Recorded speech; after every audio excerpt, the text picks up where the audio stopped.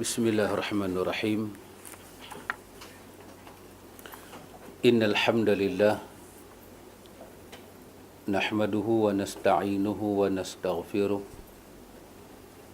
na'udzu billahi min shururi anfusina wa min sayyiati a'malina. May yahdihillahu fala mudilla lahu wa may yudlil fala hadiya lahu.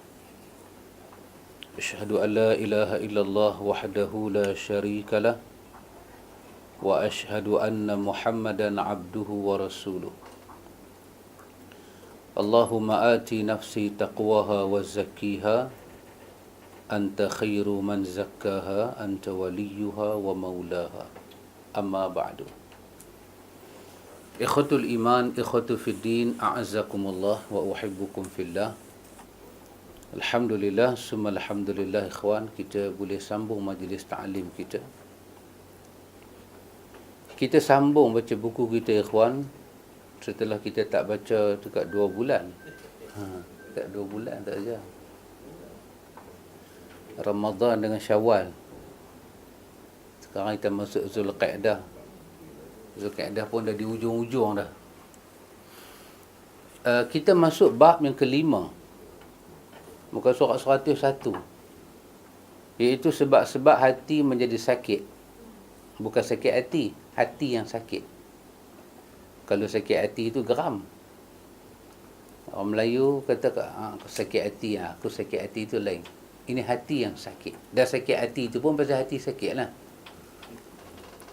Kata penulis kitab kita, ada beberapa sebab yang dapat membuat hati menjadi sakit. Maka kewajipan seorang Muslim adalah mengetahui sebab-sebab tersebut dan berusaha untuk menjauhi dan meninggalkannya. Ini satu kaedah umum ikhwan. Kaedah umum apa dia? Ada sebab-sebab tertentu berlaku perubahan. Ada sebab-sebab tertentu. Dan ada sebab-sebab tertentu untuk mendapat petunjuk hidayah. Dan ada sebab-sebab tertentu tidak mendapat hidayah. Dia begitu, nama dia sunnatullah. Allah katakan dalam ayat berkenaan dengan hidayahnya, hidayah Allah tak sampai kepada Abu Talib. Setelah Allah kata, innaka la tahdi man ahbabta, walakinallaha yahdi man yasha. Di ujung tu Allah tutup. Allah kata, wa huwa a'lamu bil muhtadin. Allah kata sesungguhnya Allah a'lam. Dia sangat mengetahui siapa dia yang selayaknya dapat hidayah. Kita mahu satu orang dapat hidayah, tapi Allah kata wa huwa a'lam.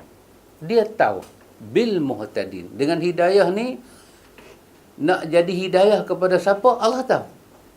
Jadi dia ada sebab-sebab. Sebab-sebab ini dia sangat menasabah. Dia ada sebab-sebab tertentu kenapa orang itu hati dia sakit, dan dia ada sebab-sebab tertentu kenapa orang itu mendapat hati yang baik.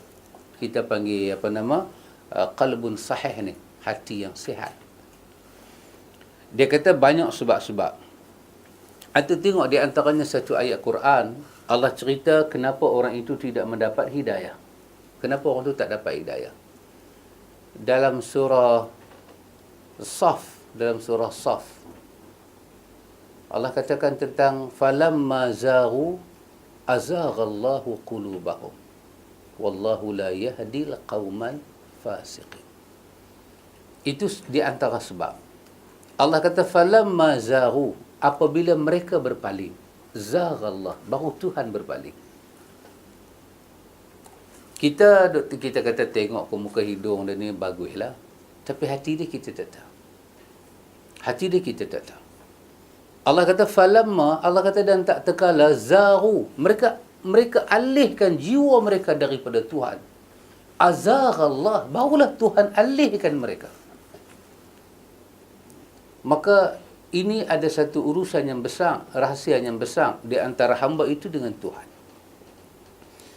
Kita kata kalaulah kita boleh terang kat dia bagus, kita kata. Tapi dalam hati dia tak mau. Dia tak mau, tapi dia tak bantah dalam bentuk cakap apa ke, dia sengak saja. Tapi jiwa dia tolak satu persatu. Jadi kerana itu ikhwan, manusia dapat hidayah itu Tuhan yang Maha Esa. Dan orang yang dapat hidayah ni ikhwan, setelah dia dapat hidayah, ada satu kerja besar dia kena buat. Apa dia? Dia kena berusaha bermati-matian mempertahankan hidayah. Sebab apa? Sebab Nabi dah ajak dah kepada kita dalam hadis Anas, doakan, ya muqallibal qulub, sabbit qalbi ala dini. Tuhan yang sentiasa membolak-balikkan hati manusia. Sampai Anas kata, ya Rasulullah, kau ajak kami doa ni, ya Rasulullah, kau takutkah kepada kami? Kau takutkah kami ni, hati kami ni tak sabit di atas iman? Apa Nabi jawab? Nabi kata, na'am. Nabi kata, ya, aku takut. Aku takut, Nabi kata. Sebab ujian Tuhan boleh merampas hidayah kita. Fitnah-fitnah dalam hidup, dia boleh merampas. Lepas itu ada doa, Rabbana la tuzigh qulubana. La tuzigh qulubana, saya tengok rentak ayat dia, la tuzigh qulubana ba'da idh hadaitana. Ini bukan orang biasa, telah dapat hidayah. Tapi ba'da idh hadaitana, lepas dapat hidayah, hidayah boleh hilang, tambah yang tak dapat. Yang dapat Tuhan boleh ambil balik. Bila? Inilah kehidupan kita ini. Pasal itu Quran kata, ayyukum ahsanu amala. Siapa di antara kamu boleh pertahan amal yang paling baik. Pasal itu tak ada amal paling baik melainkan kita jadi makmum kepada Rasulullah. Dalam iman, dalam akidah, dalam ibadah, dalam akhlak, dalam kehidupan, kita jadikan Nabi itu uswatun hasanah. Apa lagi kita nak buat? Kita nak cari satu sampel yang paling baik? Tak ada. Kita nak jalan kita ni, Tuhan tolong kita, Tuhan bagi hidayah, jalan Nabi Muhammad. Dialah kehidupan dia tu seluruhnya penuh dengan hidayah. Kehidupan Nabi seluruh penuh dengan hidayah. Seluruhnya penuh dengan hidayah. Pun dalam sembahyang witir, Nabi ajak kepada Al-Hasan, kepada cucu dia, baca lagi, Allahumma hdini fiman hadait. Minta lagi hidayah. Ibn Qayyim al-Jauziyah ni terkenal dengan nama bapa peneroka alam kejiwaan. Itu orang panggil gelaran pada Ibn Qayyim. Kata Ibn Qayyim, setelah kita dapat hidayah, kita pohon lagi hidayah. Kata Ibn Qayyim, ini kerana hidayah Tuhan ini, dia punya jalan banyak.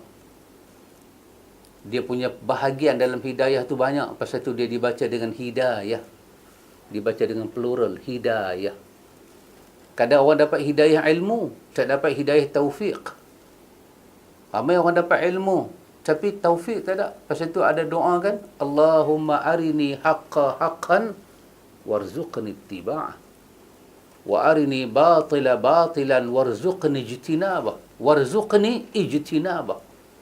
Ya Allah, tunjuklah kepada kami hak sebagai hak dan rezekikanlah kami untuk ikut. Kita ma'ruf benda tu hak, kita kenal dia hak, tapi belum tentu kita boleh ikut. Ini taufiq. Kadang-kadang orang ikut, ada hidayah lain, nama dia hidayah ikhlas. Kadang-kadang ikut dah, ada hidayah lain, nama dia istiqamah. Kadang-kadang ada hidayah lain, jiwa rasa syukur, jiwa rasa qanaah, hidayah lain. Maka lepas satu hidayah, kita memerlukan hidayahnya lain. Lepas satu hidayah, kita perlu hidayahnya lain. Karena itu, hidayah paling besar adalah hidayah akidah. Yang ada dalam surah Al-Fatihah, kita kata, ihdinas siratal mustaqim. Ini hidayah akidah. Kita kata, iyyaka na'budu wa iyyaka nasta'in. Ihdinas siratal mustaqim. Ini hidayah tauhid. Supaya Allah beri pada kita hidayah tauhid. Dan hidayah tauhid ini, ikhwan, dia membentuk kehidupan insan. Insan nak tolak syirik, insan nak musuh dengan syirik berdasarkan hidayah tauhid. Pasal itu kita memerlukan contoh. Al-Fatihah bagi contoh, siratal ladzina an'amta alaihim, seperti mana orang yang telah mendapat hidayah. Seperti orang yang telah mendapat hidayah dan tak mau tak mau, bukan kita kata bukan ya Allah, al-maghdubi alaihim waladhdallin. Bukan seperti orang tidak dapat hidayah ni. Mereka merasakan mereka dapat hidayah tapi tak dapat hidayah, iaitu al-maghdub dengan dhalin. Orang-orang yang mereka ini berada dalam kemurkaan Tuhan dan mereka ini berada dalam kesesatan. Yahudi dan dan Nasara. Pasal itu ikhwan, jangan kita kata satu orang tak dapat hidayah tu sayanglah dia tak dapat. Ya, kita sayang ke dia. Tetapi wa huwa a'lamu bil muhtadin. Allah Maha mengetahui. Pasal itu kita tak pernah putus asa memohon pada Allah. Mintalah pada Tuhan. Mintalah sentiasa pada Tuhan. Tapi kalau orang tu di akhir hidup dia tak dapat. Allah tak bagi Nabi menangis. Allah tak bagi Nabi mengeluh sangat. Allah kata hidayah milik aku Muhammad. Hidayah milik aku. Sedangkan itu Quran kata pada kita man ahbabta. Man ahbabta. Orang yang Nabi kasih. Patut orang Nabi kasih ni selamatlah Nabi kasih. Kita kasih pun dia selamat, tambah Nabi kasih. Nabi kasih.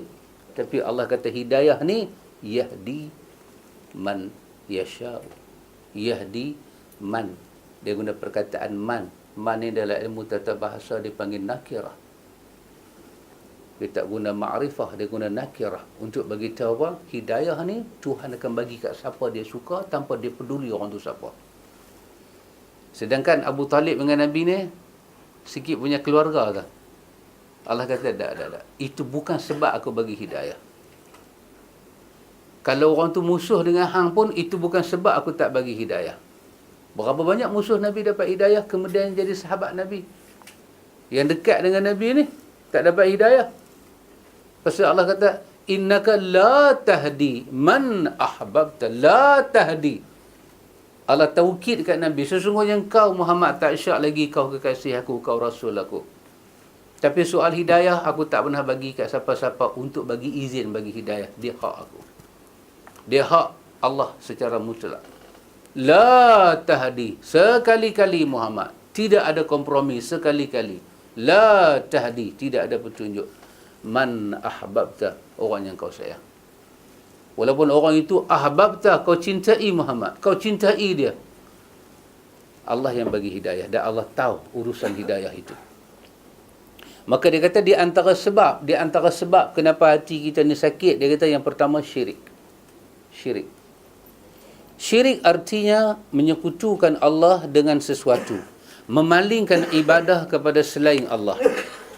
Syirik adalah menjadikan sekutu bagi Allah. Misalnya menyembah patung, kubur, pohon dan lainnya. Atau berdoa kepada Allah. Di samping itu juga berdoa kepada selain Allah.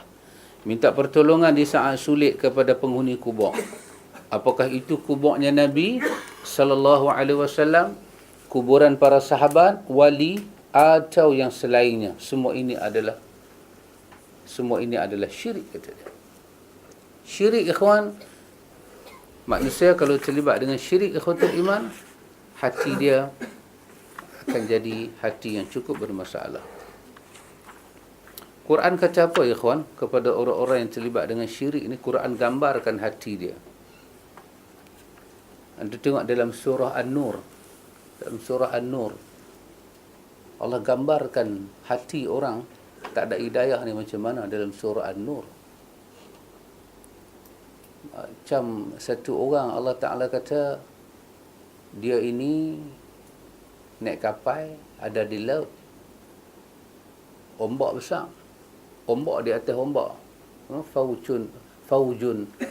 maujun fauqa mauj, di atas ombak ada ombak, di atas ombak besar, daripada kecil ombak tu menggila jadi besar. Quran kata di atas kepala dia awan mendung,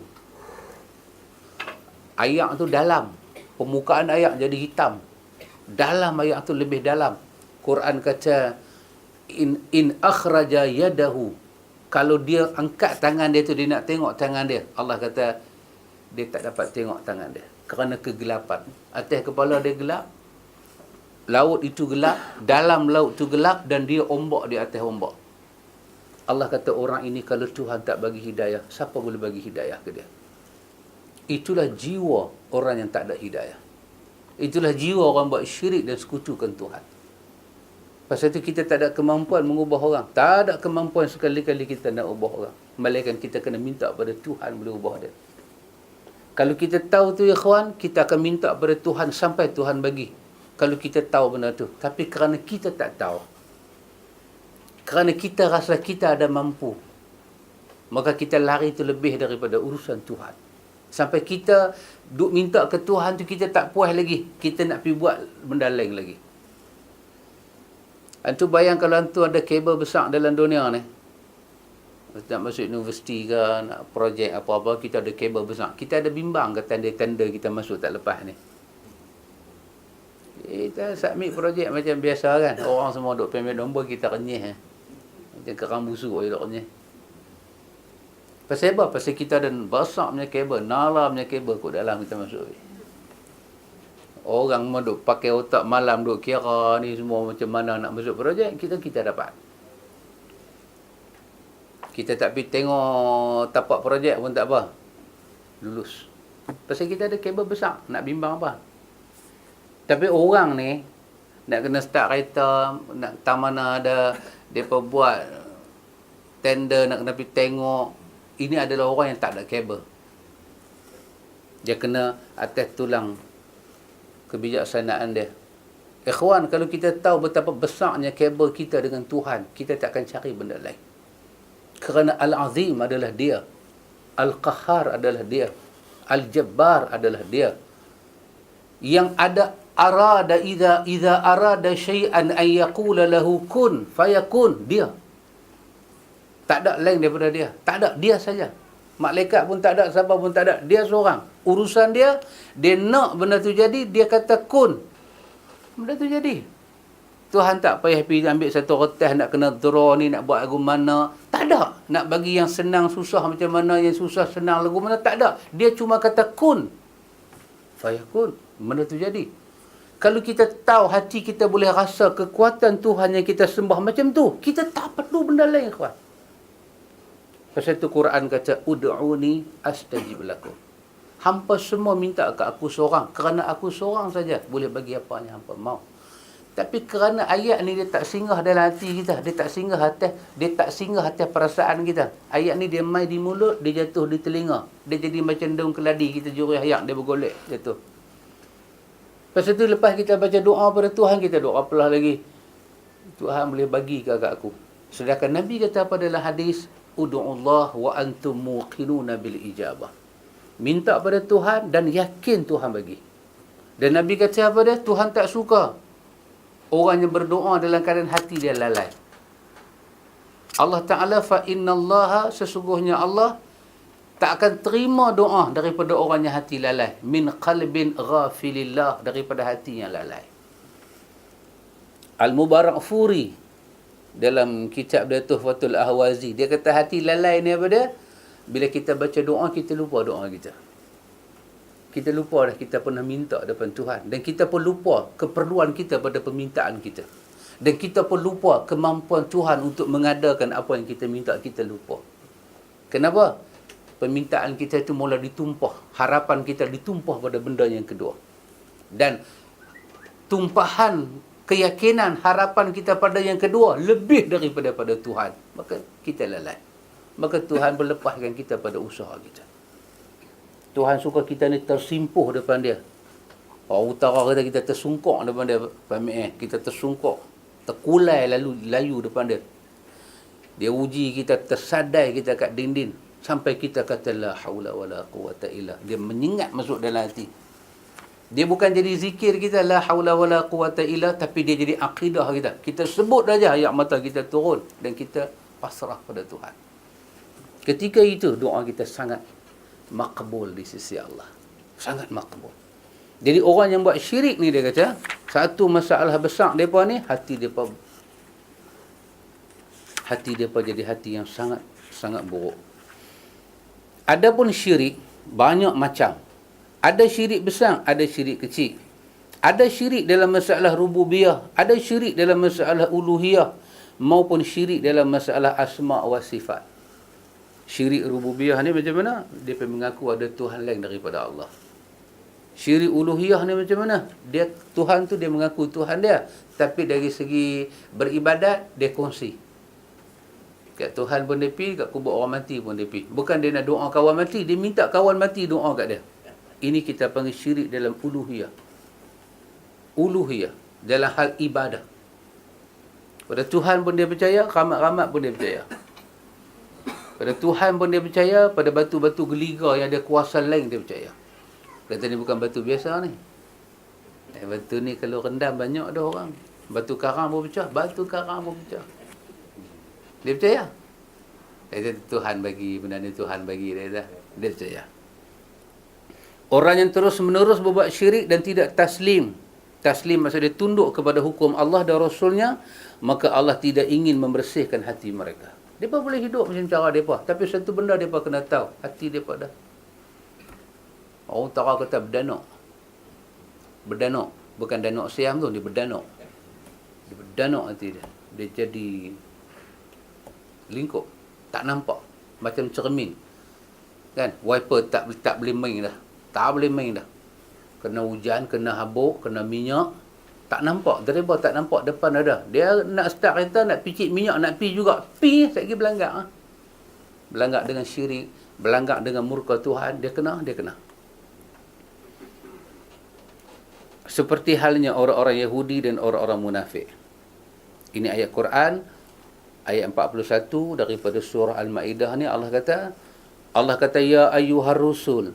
لا يحزنك الذين يسارعون في الكفر من الذين قالوا آمنا بأفواههم ولم تؤمن قلوبهم ومن الذين هادوا سماعون للكذب سماعون للقوم آخرين لم يأتوك يحرفون الكلم من بعد مواضعه يقولون إن أوتيتم هذا فخذوه وإن لم تؤتوه فاحذروا ومن يرد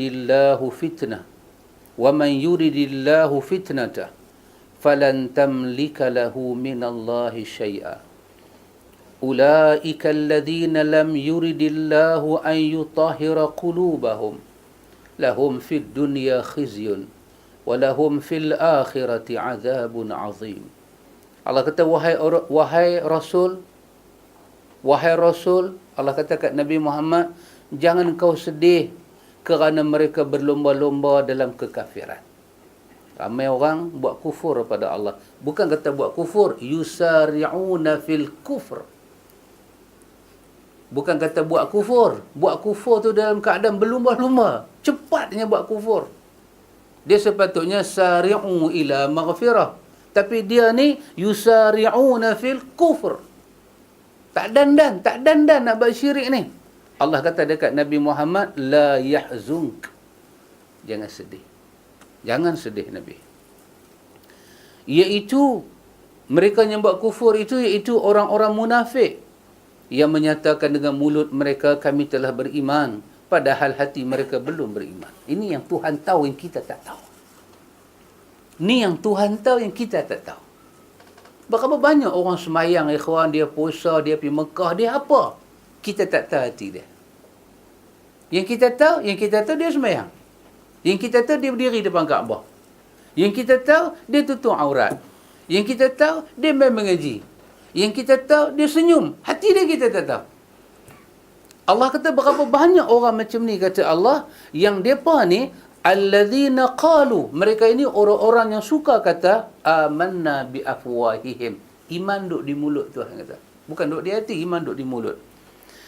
Walam tu'min qulubuhum. Hati dia tak pernah ada iman. Antum boleh percaya ada orang macam ni ada?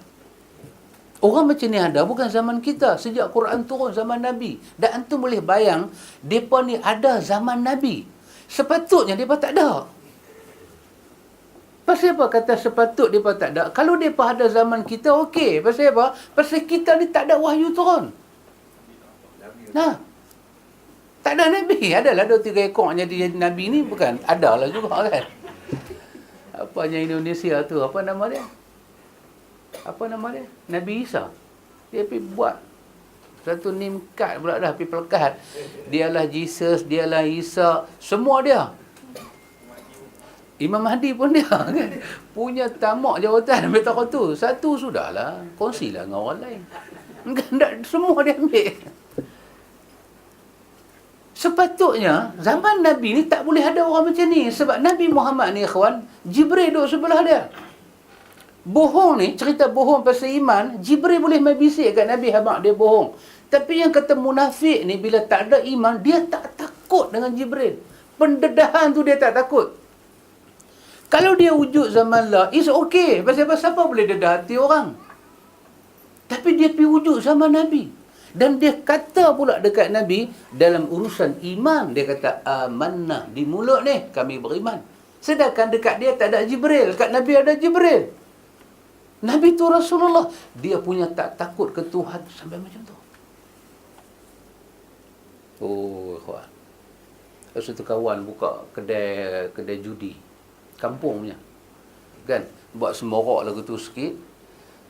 Judi. Nombor ekor. Dalam kampung. Bukan jauh pun dengan masjid. Jadi orang duk pergi. Orang tengok. Jadi tak seronok lah kan. Orang pergi bagi kat dia. Bagi salam lah kat dia. Bagi salam.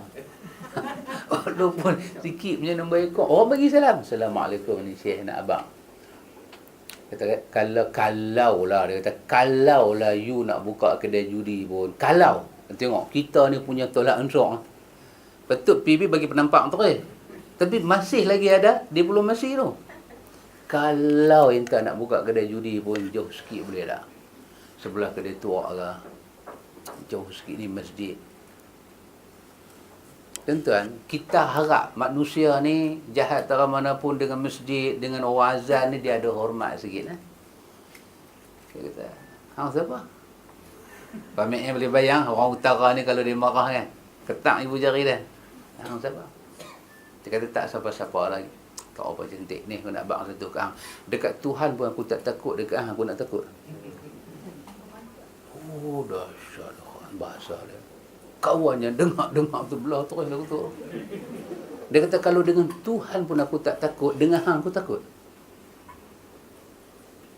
Bila hati ni ikhwan tak nampak apa. Okey lah kalau dia cakap lagu tu zaman kita, okey. Orang cakap lagu tu zaman Nabi. Kita bukan Jibril ke Mikail ke Israfil ke duduk sebelah kita. Orang zaman dulu, sampai malaikat turun, nak angkat bukit, malaikat kata, dah Muhammad aku pergi pelepah atas kepala dia apa? Pun, dia pun kufur lagi. Antum tengok. Pasal itu iman, ikhwan. Iman, kufur, ikhlas, taqwa, tawaduk, sabar, bukan benda-benda boleh reka. Dia memang wujud pada hari dia nak wujud. Dan dia memang tak wujud pada hari dia tak wujud. Jangan duk berlakon macam mana lah. Tengok Allah kata Muhammad, jangan duk sedih Muhammad. Mereka telah berkata, kami telah beriman. Padahal kata Allah, hati mereka belum beriman. Juga orang-orang Yahudi yang sangat suka mendengar berita-berita bohong dan sangat suka mendengar perkataan-perkataan orang lain yang belum pernah datang kepadamu. Mereka mengubah kata-kata Taurat dari makna sebenarnya. Mereka menyatakan, jika ini yang diberikan padaku, yang sudah diubah, terimalah. Dan jika kamu diberi yang bukan ini, maka hati-hati. Dia tahu Nabi Muhammad, itu Rasulullah, dia cakap layak buruk. Dia pergi kata sama-sama mereka, kalau Taurat yang kita punya ahli kitab kita ni, alim ulama kita ni, yang duk baca, Taurat ni kita dah ubah banyak dah. Dia pun tahu. Kalaulah yang diubah ni dibaca kat hampa terima. Tapi kalau Muhammad baca original, jangan terima. Pasal apa? Original tu tak ori lagi. Yang diubah tentu dah diubah. Apakah yang diubah? Antum bayang otak ni. Orang utara kata makan nasi kan makan dedak. Ini otak ni tak boleh fikir. Dia ubah. Dia tahu dia ubah. Orang dia pun tahu kata dia ubah. Dia pergi pesan pula. Kalau yang diubah ni bagi ke hampa terima. Pasal ni tentulah kita ubah. Tapi kalau yang betul-betul mai daripada Tuhan kepada Nabi Muhammad, yang tu jangan terima. Masyarakat kita pun lagu tu juga, ikhwan. Tapi masyarakat kita lah. Orang Melayu, orang kita pun lagu tu juga. Mamak pun ada lah juga kan. Tapi kurang sikit. Macam tu juga. Kita baca ni hadis sahih. Yang sahih jangan terima. Tak mau. Kita ambil hak lama-lama ni. Ni hak lama-lama tak sahih. Walaupun tak sahih, tak apa. Yang sahih jangan terima. Keturunan. Bahasa tu bukan keturunan dari segi nasab darah, keturunan dari segi mewariskan benda-benda tak elok ni. Sama. Jangan terima, dia berpesan. Barang siapa, dia kata pula sepatah. Apa dia kata, ya ikhwan? Dia kata, fakhuzuhu walam tu'tauhu fahzaru.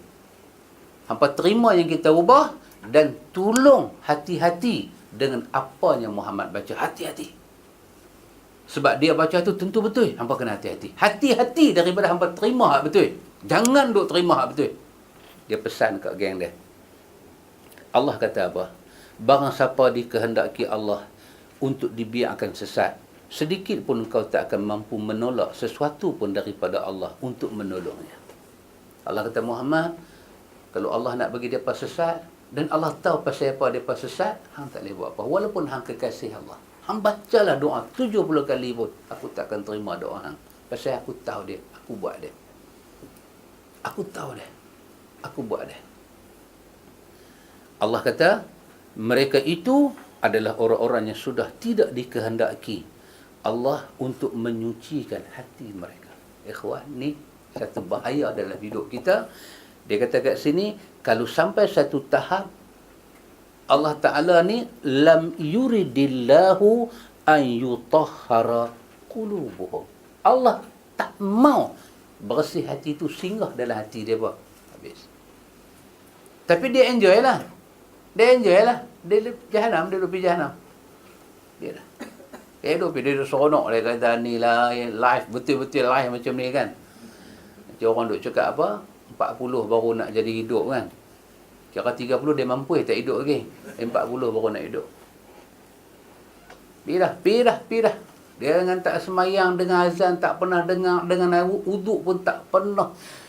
Dia boleh selam laut merah, dia boleh selam laut biru, uduk tak pernah. Kita boleh bayang betapa dahsyatnya hidup dia dengan Tuhan. Yang kata wuduk ni tak payah selam. Kalau tak ada air, tayamum boleh. Tayamum ni paling senang. Tepuklah tangan pergi tak mana pun. Boleh solat dah. Tapi Allah tak izin.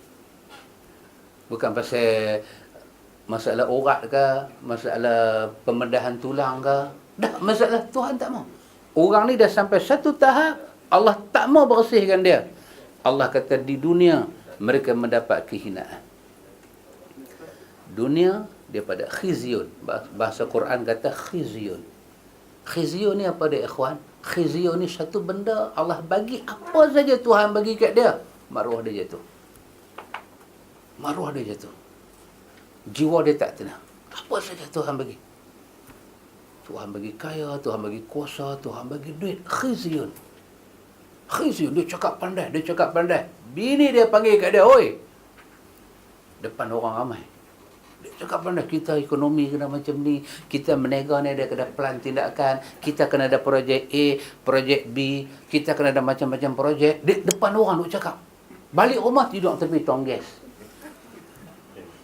Bini tak bagi masuk dalam, tidur pandai cakap ke orang kan, hampir tidur tu. Khizyun. Hina sangat-sangat dia jadi hina.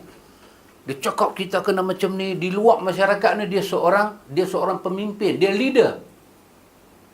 Tapi dia balik rumah dia tak boleh lead.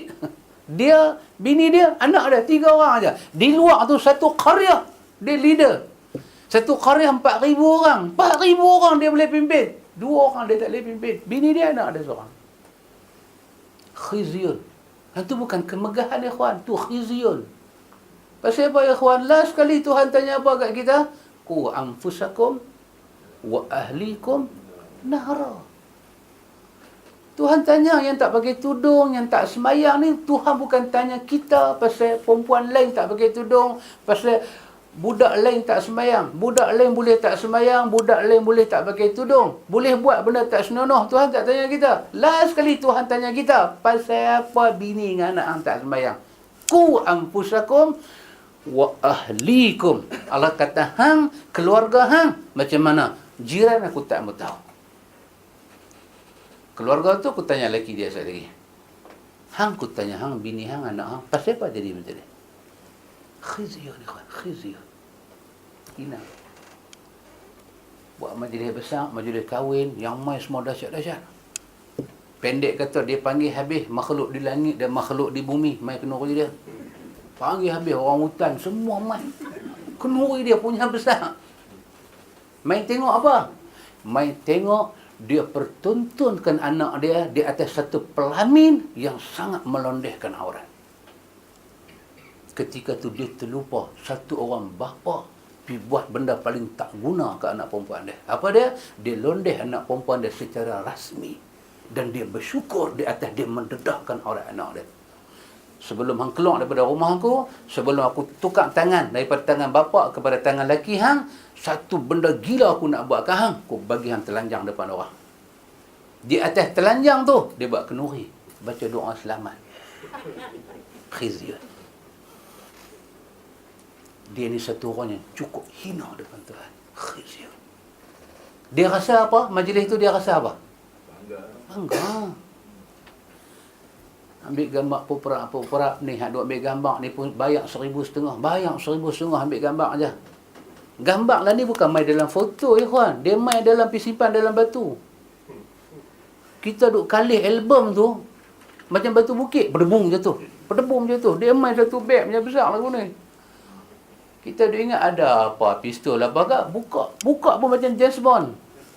Rupanya gambar. Gambar. Dalam tu ada gambar. Punya mangkuk betul lah apa-apa. Album tu sikit punya ringan ke tak? Dia tak mau. Tengok anak dia tak mana? Anak dia pakai sekerat. Tunjuk dada aurat semua ke orang. Dia kata, Alhamdulillah. Keluar dari mulut. Alhamdulillah. Dia kata, majlis kali ni puas hati.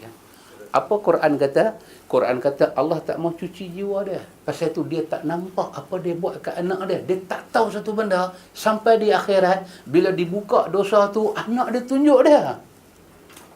Anak dia kata, hang ayah aku. Pasal apa hang buat benda ni kat aku? Quran tanya, Qu anfusakum wa ahlikum nara. Aku pesan, hang dan keluarga hang jangan sampai ke neraka. Hang buat apa ni? Anak dia kata, ayah. Anak dia kata, ayah. Khizyun. Di dunia dia kena khizyun. Di akhirat, apa dia kena? Walahum fil akhirati azabun azim. Dia kena azab. Tapi di dunia ni Allah kata, tu tengok bahasa Quran tu. Allah kata lahum, untuk mereka kata Allah. Fi dunia, sepanjang dia duduk dalam dunia, khizyun, dia tanggung kehinaan. Tanggung kehinaan. Tu tengok orang makan rasuah ni mulia ke? Depan kita cantik lah, Bentley depan kita. Tapi dia masuk dalam rumah, dia parking. Kita nampak dia parking. Parking dia pun aircon. Parking dia aircon. Dia nak bagi kereta tu sejuk. Kita aircon boleh ambil tidak. Dia tempat parking. Kereta tu duk gelak. Apa aircon aku, apa aircon. Tapi dia masuk dalam rumah, dia tengok cushion, dia tengok sofa, dia tengok meja makan, dia tengok anak dia. Dalam kepala dia semua apa? Rasuah. Dia tengok anak dia ada degree balik daripada negara orang putih. Anak dia nampak degree duk tunjuk ke orang. Bapa nampak duit rasuah. Dia boleh buat majlis besar-besar. Orang masuk Minang anak dia. Orang masuk Minang anak perempuan dia. Dia buat majlis macam majlis kahwin. Kita kata besar majlis dia. Talam duk keluar bagi orang makan. Buffet duk buat tu semua tu. Mata dia duk tengok rasuah. Semua orang makan dia tanggung. Tu ingat dia tenang ke? Umur pelan duk meningkat. Sehat duk pelan nak mai. Ni, sehat duk pi, tak sehat lagu nak mai. Kan kapan orang duk koyak. Tu ingat dia tenang? Orang ajak dia pergi Mekah, dia golek kepala. Orang ajak dia pergi umrah, dia habaq ada sibuk. Tu ingat dia senang? Dia tak senang. Mau pula tu Habib bagi satu benda kat dia. Cucu dia pula sakit. Duk masuk hospital keluar. Masuk keluar. Potong sat gitang sana, potong sat gitang sini. Tu ingat Tok Wan ni boleh tidur lena. Tuhan campak sakit dalam hati dia. Kerana duit rasuah lah cucu hang jadi lagu tu. Dia rasa lagu tu. Belum tentu macam tu. Dia rasa. Khizyun. Allah bagi kat dia. Pasal dia mau. Pasal mulut ni beriman. Hati tak beriman. Allah kata lahum fid dunya khizyun. Depa nanti kena hina atas dunia, khizyun. Begitu pula nifaq, sifat munafik, iaitu nampakkan Islam namun hatinya benci pada Islam. Oh, munafik satu bab pula. Antu bayang yang duduk depan Nabi ni bukan pakai baju pentelon lagu kita ni, selok pentelon, baju lengan panjang. Yang duduk depan Nabi ni semua pakai jubah dengan serban zaman tu. Munafik. Cakap dengan Nabi bukan cakap utara, cakap anak dengan enta. Cakap dengan Nabi ni anak dengan enta, munafik. Nampak duduk di mana? Duduk di Madinah. Kalau duduk di Damansara ni ada pasal juga jadi munafik. Duduk di Madinah, kota Nabi, munafik. Duduk di situ. Duduk tengok Jabal Uhud. Yang kita kalau duduk pergi Madinah kan, tempat-tempat ni mana kita boleh tak pergi kan? Nampak nak pergi ke Tabuk ada, nak pergi ke Hunain ada, nak pergi ke Madain Saleh pun boleh. Sekitar tu dia duduk. Munafik. Pasal tu dahsyat ikhwan. Kalau iman ni tak masuk dalam hati, sangat dahsyat. Orang munafik adalah orang yang hatinya sakit dan bertambah sakit lagi. Allah Subhanahu wa taala berfirman, fi qulubihim maradun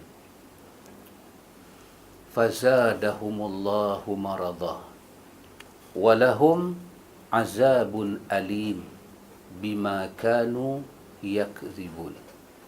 Allah kata dan hati mereka ada penyakit. Pasal apa depa jadi lagu tu? Allah kata ada benda berapa kali aku duk bagi tahu, hampa tak tahu. Dalam hati dia tu dah menanah dah hati dia. Menanah dengan penyakit. Dah bersarang dah tu. Bersarang dah dengan penyakit. Allah kata fi qulubihim marad. Dalam hati dia tu ada sakit. Fazadahumullahu marada. Lalu Allah menambah penyakitnya itu. Bukan penyakit badan. Memang picek doktor, scan semua sihat eloklah. Tapi dengan dengki, dengan iri hati, dengan tak ada qanaah, tak ada syukur, tak ada sabar, benci ke orang. Benci habis-habisan ni ke orang. Tengok muka, kianat ke orang. Allah tambah.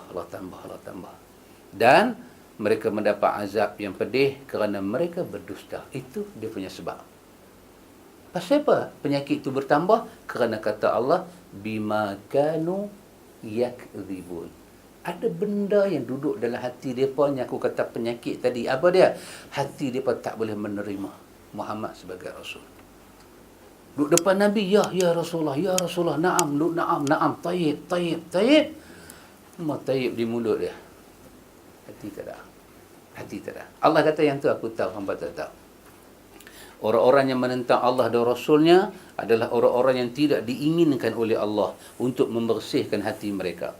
Adapun syirik adalah dosa besar yang paling besar, kezaliman yang paling zalim, kemungkaran yang paling mungkar, kekotoran hati dan perosaknya. Orang yang buat syirik adalah hati najis hatinya dia. Najis hati dia. Orang yang buat syirik, orang yang buat dosa syirik, yang duduk dalam wilayah syirik, hati dia sama macam najis. Sembayang, manusia boleh bawa najis tak dalam poket sembayang? Ambil tikus sikit kan? Kata pasal apa saja kita nak buat biji tasbih, subhanallah. Sementara tu bawa dalam poket tak? Bawa sembayang. Allahu Akbar. Mazhab Syafi'i sah tak sembayang dah? Tak sah. Pasal apa? Najis. Najis yang tidak dimaafkan. Ada najis dimaafkan. Seperti darah setitik besar, orang kata darah nyamuk tu. Ini mazhab Syafi'i. Tetap najis tapi dimaafkan pasal sikit. Dia sikit. Tapi ini segenggam. Bola poket. Habis sembahyang, subhanallah. Dengan apa? Dengan najis. Dengan apa? Dengan najis. Tapi lebih dahsyat daripada tu, yang kata segenggam najis tu, dia bukan buh dalam poket jubah, dia buh dalam hati. Dia kopek hati dia besar-besar, dia bukan buka untuk hidayah. Dia bukan buka untuk taufik Tuhan. Dia bukan buka untuk nak minta ampun pada Tuhan. Dia buka hati dia besar-besar, dia ambil segenggam najis, dia bubuh dan dia tutup. Dan dia beribadat kepada Tuhan dengan najis. Kalau najis duduk dalam poket pun Tuhan tak terima sembahyang, najis duduklah hati. Apa dia najis ni? Quran beritahu kat kita. Antum tengok, Allah Ta'ala berfirman, Ya ayyuhallazina amanu, innamal musyrikuna najasun. Fala yaqrabul masjidal haram ba'da amihim haza. Allah kata, wahai orang-orang yang beriman, sesungguhnya orang-orang musyrik itu najis, kotor jiwa dia. Orang-orang yang buat syirik ni, kata Allah, dia kotor, sekotor-kotornya. Dan kekotoran mereka tu tak ada siapa boleh cuci melainkan hanya Allah saja. Siapa tak boleh buat apa, ikhwan? Tak boleh buat apa. Kita ada satu keadaan najis yang duk ada tu, kita surrender. Kita kata kita tak boleh cuci. Kita lagu duk picit hidung dah. Kita belah ke satu pihak. Kena panggil indah water mai. Tuhan saja boleh cuci. Punya teruk kekotoran mereka hanya Tuhan. Allah kata apa? Kerana itu janganlah mereka mendekati Masjidil Haram setelah tahun ini. Orang yang terus-menerus buat syirik dan mungkar, maka hatinya akan gelap dan mati serta sulit diajak pada kebenaran, kecuali jika Allah memberinya taufik. Allah saja boleh buat. Cakap dah tak laku dah. Urusan kita dengan dia dah habis dah. Pasal dia jangan terlibat dengan syirik. Jangan terlibat dengan syirik. Hatta tangkai sekalipun. Tangkai. Belum tentu orang pakai tangkai itu syirik. Betul? Belum tentu. Tapi tangkai itu muqaddimah syirik. Belum tentu orang pakai tangkai ni akan buat syirik. Betul tak? Dia bertanya kat dia, ni pakai apa ni? Ni pasal apa ni? Dia kata, kita kata syirik. Dia kata, hang cakap elok okay? Dia tanya kat kita, hantar ke syirik tu apa? Dia tanya kat kita, syirik tu hantar ke apa? Syirik tak masuk syurga. Kata, habis hang pakai tangkai? Dia kata, memang aku pakai tangkai, aku khatiak. Kuasa tangan Tuhan. Cakap macam ada iman. Cakap macam ada iman. Tapi tangkai tu muqaddimah syirik. Siapa sebut? Nabi sebut, inna ruqa wat tamaim wat tiwala syirkun. Nabi kata segala jampi serapah tak tentu hala ni, segala tangkai azimat semua Nabi kata, dan duk pakai susuk, semua tu Nabi kata nak bawa hangpa api pada syirik. Nabi kata, man alaqa tamimah fala atamallahu lahu. Siapa duk gantung tangkai ni, Nabi kata, di rumah ke, di kenderaan ke, di badan ke, Tuhan tak akan sempurnakan iman dia. Man alaqa tamimah faqad asyrak. Siapa yang pakai juga tangkai, dia syirik pada Tuhan. Tak boleh. Pasal dia melibatkan kuasa lain. Dia bukan macam kita makan Panadol. Kalau kita telan Panadol, lain bab. Pasal dia ada cause dan efek. Logik itu ada. Tangkai dia tak logik. Hang pakai satu tali, tiba-tiba rezeki mai. Macam mana rezeki boleh mai? Hang pakai satu tali, tiba-tiba hang sihat. Tadi ni, duk kendok macam nak mampus sangat-sangat dah ni. Berjalan pun terbongkok, macam sayok kena celok dengan air panas. Lembik dah. Pakai tangkai, jadi Superman. Buang tangkai, kendok balik. Tak logik. Dia bukan cause dan efek. Kita makan ubat, dia ambil time. Pasal apa? Dia nak masuk dalam badan, dia nak tolak toksin dalam badan, dia nak supply pada kita tenaga. Dia logik. Macam kita lapar, kita makan nasi. Logik. Tak tahu lapar pakai tangkai kenyang. Tak makan, kenyang. Kita lapar, kita makan kenyang. Betul lah, cause dan efek. Sebab dan musabab. Dalam ilmu akidah kita kata sunnatullah. Tuhan tentukan macam tu. Maka itu bukan syirik. Berjalan di atas sunnatullah tu bukan syirik. Sahabat, saya lapar daripada kemarin lagi. Kita heran, pasal apa lapar daripada kemarin? Kita ada penyakit ke? Tak ada penyakit. Tapi pasal apa duk lapar? Dia kata tak makan. Memang lapar lah tak makan. Dia kata tak ada jalan ke nak bagi kenyang? Mana ada jalan bagi kenyang? Kena makan lah. Dia kata saya tak mau makan-makan. Lama lah. Bertahun-tahun dah makan. Tak adakah satu zikir baca boleh kenyang? Tak boleh. Kalau ada zikir hang baca, hang boleh tak lapang, yang tu nama dia merepek. Yang tu nama dia merepeh. Sebab ahli zikir dalam dunia yang paling dahsyat sebab dia Rasulullah. Baginda lapang. Baginda lapang. Sampai baginda pohon kepada Tuhan. Dalam lapang. Oh ikhwah. Kita baca hadis. Macam mana Nabi lapang ni dahsyat. Kita berapa hari boleh tahan lapang? Ha?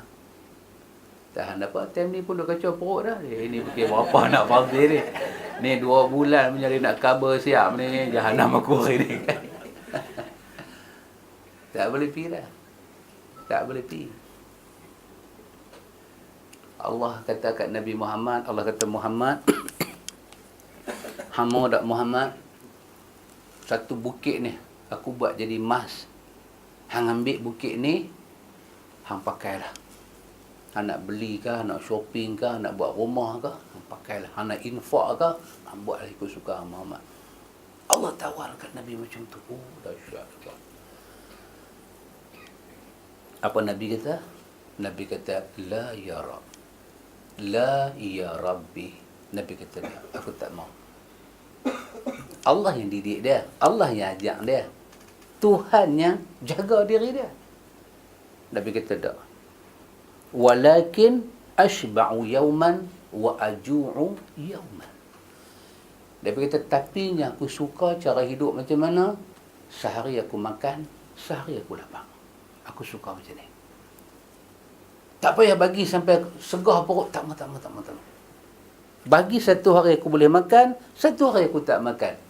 Nabi kata, فَإِذَا جُعْتُ, bila aku lapang, Nabi kata, تَضَرَّعْتُ إِلَيْكَ وَزَكَرْتُكَ. Aku tunduk pada kau pada hari aku lapang dan aku boleh sebut nama hang, ya Allah. Pada hari aku kenyang, وَإِذَا شَبِعْتُ, pada hari aku kenyang, شَكَرْتُكَ وَحَمِدْتُكَ. Hari aku kenyang, aku syukur pada engkau dan aku puji kau. Besok kau bagi balik aku lapang, aku nak tunduk dan nak sebut nama hang. Hang bagi pula aku kenyang sehari, aku nak syukur dan aku nak puji kau. Nabi lapang, dia ahli tahajud. Dia ahli baca Quran. Mata dia, hati dia sampai nampak akhirat. Tiba-tiba dia pun lapang tak makan. Ni satu mangkuk ni boleh pula tak lapang, satu zikir dia pergi baca. Maka pasal tu benda syirik ni dia kharij lil adah, dia mencari adat. Dia tak masuk dengan adat kebiasaan, dia akan keluar. Maka jangan sekali-kali buat syirik pada Tuhan.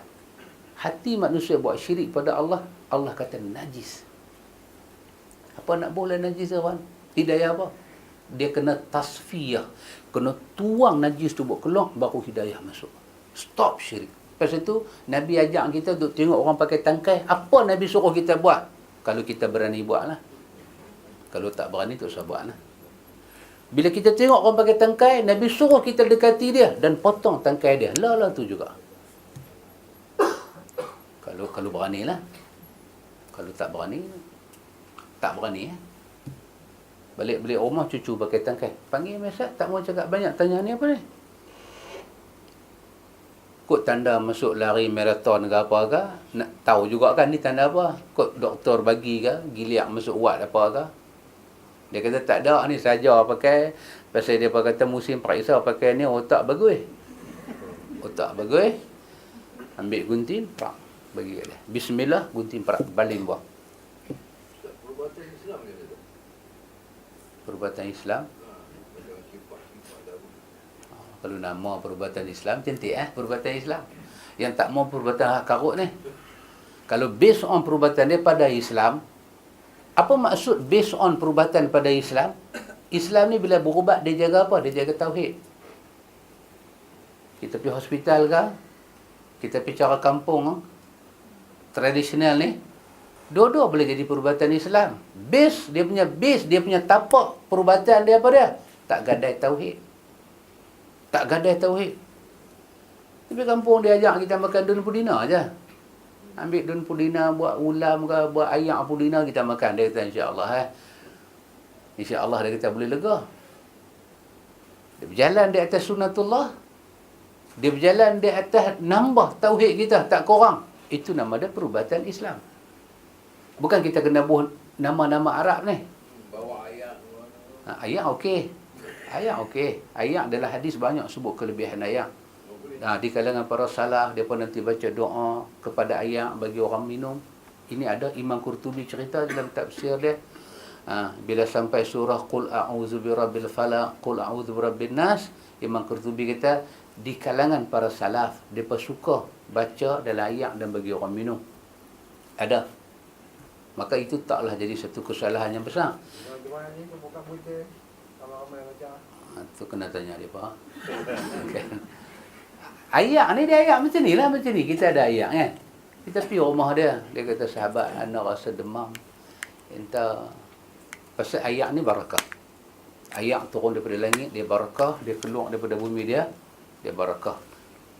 Kita buka, tak ada buat apa-apa. Bismillah, baca Fatihah. Kita baca 3 kul.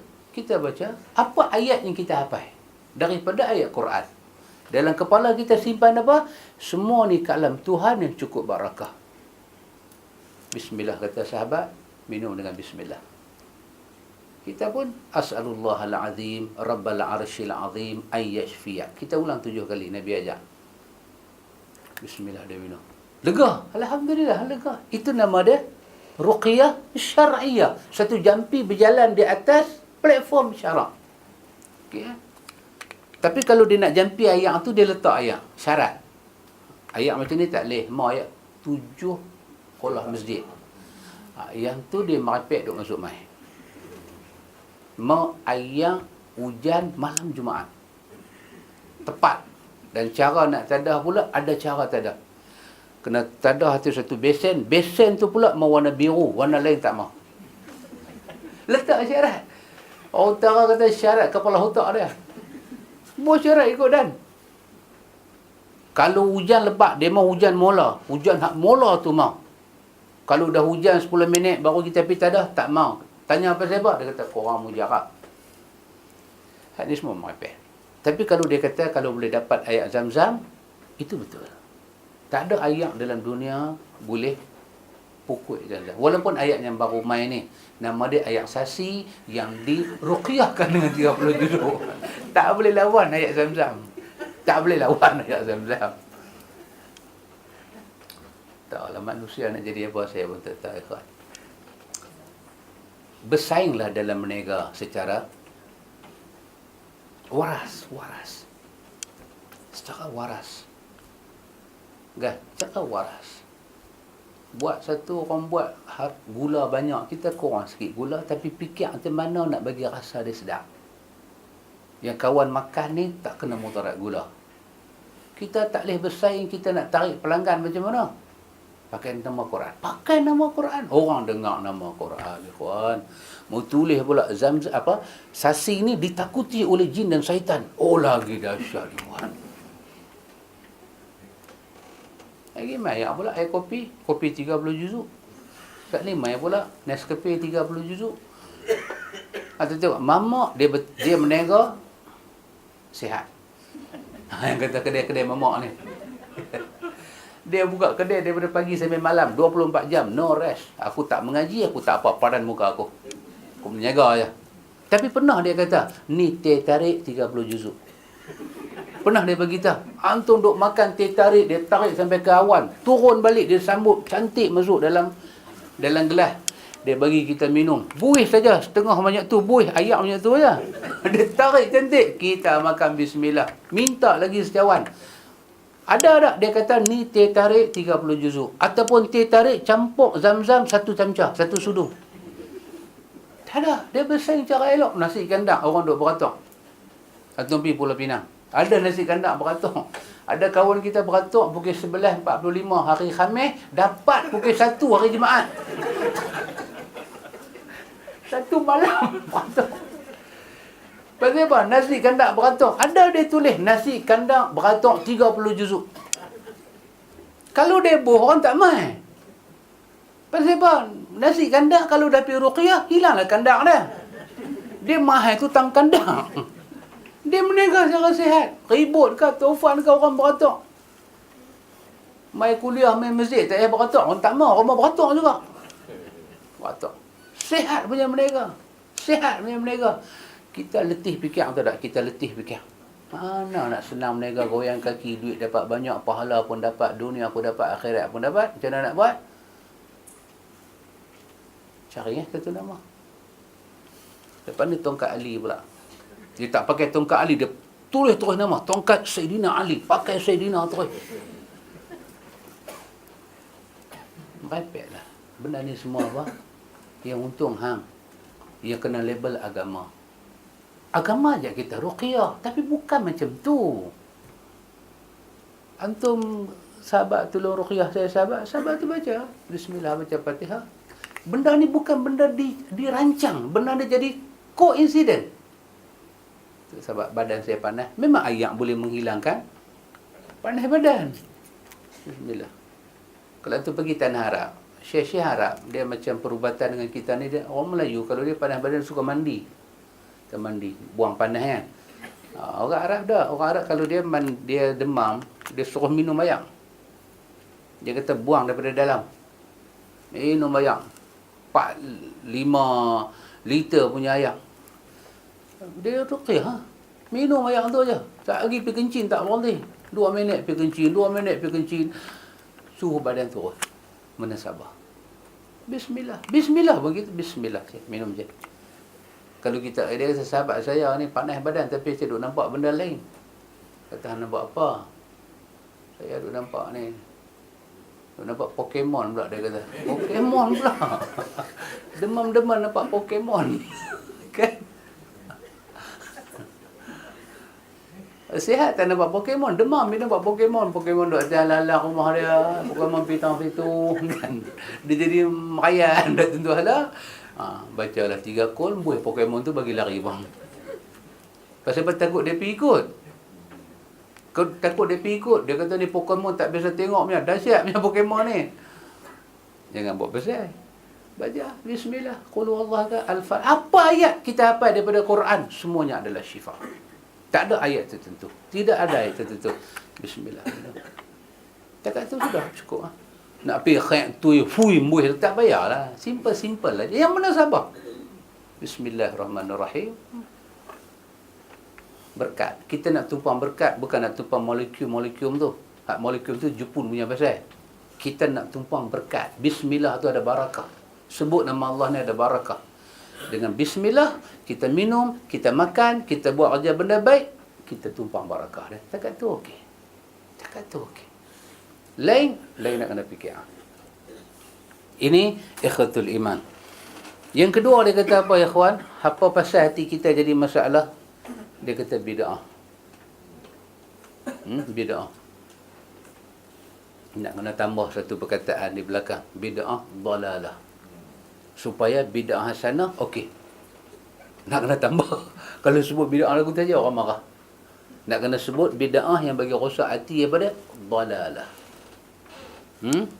Orang yang buat bid'ah adalah orang yang mengerjakan satu amalan dalam agama Islam yang tak pernah dicontohkan oleh Nabi sallallahu alaihi wasallam. Bid'ah adalah mengadakan sesuatu yang baru dalam agama.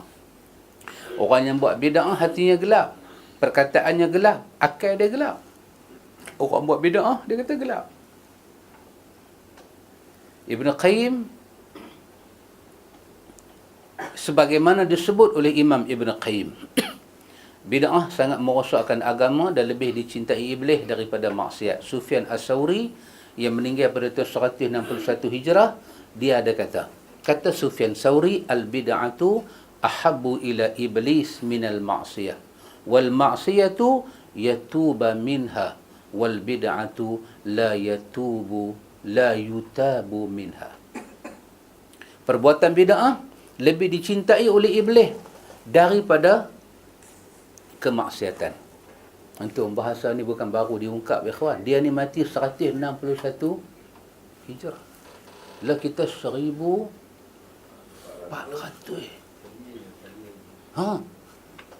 Dia sebut benda ni ya kawan. Zaman tok nenek kita pun tak ada lagi. Zaman peta Malaysia duk tahun mana pun tak tahu lagi. Dia dah sebut 161 Hijrah dia wafat. Bukan dia hidup, dia wafat dah. 161 tu dia wafat dah. Dia hidup sebelum tu. Apa dia kata? Dia kata perbuatan bid'ah lebih dicintai oleh iblis daripada satu maksiat. Kerana pelaku maksiat masih mungkin dia untuk bertaubat dari kemaksiatannya, sedangkan pelaku bid'ah sulit untuk bertaubat daripada bid'ah. Yang orang kata daripada kita duk menari, baik kita buat bid'ah kan. Tak, menari bagus lagi. Kalau kita siapa ada berani apa ada berani apa tu cakap dengan orang. Tengok nak jadi apa lepas tu. Kan? Jangan sebut nama saya sudah. Sendiri bawa diri pergi. Ni duk kata apa dia ni semua tak boleh buat bid'ah kan bahasa lah kan. Habis nak buat apa? Menari. Menari tak bid'ah ha? Baca Quran bid'ah, zikir bid'ah. Habis menari okey. Kalau kita nak bagi dia sakit hati kita kata menari lebih baik daripada bid'ah. Tengok dia kata dia buat perangai pula dah. Bukan buat perangai. Ni lagu ni punya berkata-kata dah ada 161 Hijrah dia wafat. 1300 tahun, 1200 tahun silam. Dah ada satu orang ulama nama Sufyan As-Sauri. Sufyan As-Sauri ni bukan kata orang kecil, orang besar. Dalam mazhab Ahlussunnah lah. Dia dah kata hati-hati. Yang color kita. Ni. Dia color. Dia ambil agama. Orang minum zam-zam depan Nabi. Minum zam-zam aja. Bismillah. Berkat minum zam-zam. Tak ada tangan. Bagi sihat, bagi sembuh, bagi kat saya semua. Ya Allah. Bismillah. Banyak pula satu masa, orang nanti nak produk zam-zam tu nak bagi laris lagi. Zam-zam pun ruqyah 30 juzuk juga. Pasal apa? Nak tarik perhatian orang. Hang punya zam-zam lain. Aku punya zam-zam lain. Kita kata telaga sama. Memang telaga sama. Hang zam-zam kosong, tak ruqyah. Aku punya ruqyah. Jadi nak pilih yang mana? Dua-dua zam-zam, tapi yang ni ruqyah tu tak ruqyah. Tentu nak ambil yang ruqyah. Satu bid'ah dia buat. Zam-zam minuman. Dah jadi satu produk orang berniaga pula. Main pula satu ayak. Ayak ni lebih kurang macam zam-zam. Lebih kurang macam zam-zam. Lebih pun ada, kurang pun ada. Macam zam-zam. Pasal apa? Dia pergi ambil apakah wire boh satu, mentol menyala. Kepala otak ni apa nak buat? Bergeligar macam batu lebat cincin tu. Dia ambil satu mentol, curuk, menyala dalam mentol. Dia ambil pula zam-zam, dia cucuk. Dia kata, dua-dua ada power ni. Cuma yang ni terang sikit pasal dia zam-zam Mekah punya. Yang ni, dia bukan zam-zam, dia ruqyah. Jadi kalau siapa-siapa tak minum zam-zam, minum ayak ni pun sama. Cuma ayak ni tak ada di semua tempat. Ada dengan saya aja.